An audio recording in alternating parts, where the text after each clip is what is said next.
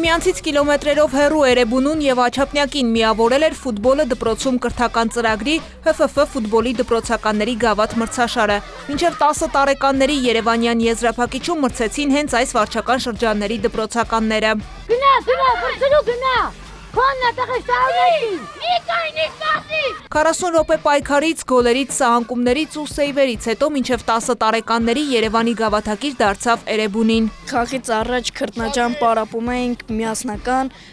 հավատում էինք մեզ, որ Էրեբունու թիմը հաղթելու է։ Աչափնյակը ներկայացուցիչ ուներ նաև մինչև 12 տարեկանների պայքարում։ Եզրափակիչում նրանց մրցակիցն Ավանի թիմն էր։ Ագրեսիվ ենք խաղում, մեկս մեկի համար եղավ, պետքա գնանք հաղթանակած տեից։ Կամ եզր եք բացում գնդակուզում, իրանք սաղ մեջտեղով են խաղում։ Եզերը որ բացես, դու 15 մետր ազատ առնելու դեմդ գնալու ես գնդակով։ 185-ը ուժեղ է եղավ, հասկացանք։ 185-ն իսկապես ուժեղ էր։ Հաղթանակի համար բավական էր 1 գնդակն ու չեմպիոնական սալտոն։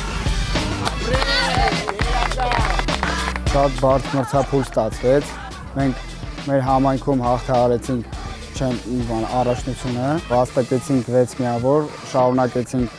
քաղաքային փուլում մրցաշարը։ Կիսաեզրափակիչում հաղթահարեցինք Էրեբունու թիմի արգելքը, մեզ օգնեց հավատը մեր ուժերի նկատմամբ, երեխաները պայքարեցին մինչև վերջ։ Մինչև 14 տարեկանների Երևանի դպրոցականների գավաթն էլ հաղթեց Քանաքեր Զեյթունը։ Նրանք 3 անպատասխան գնդակ ուղարկեցին Ավանի թիմի դարպասը։ Մասսայական ֆուտբոլի շրջանակում կազմակերպված այս մրցաշարերը շատ կարևոր են, որպեսզի մեր ֆուտբոլը զարգանա, պետք է այսպիսի խաղեր, մանկապատանեկան տարբեր մրցաշարեր շատ կազմակերպեն։ Մրցաշարեր կազմակերպելը մի քայլ է,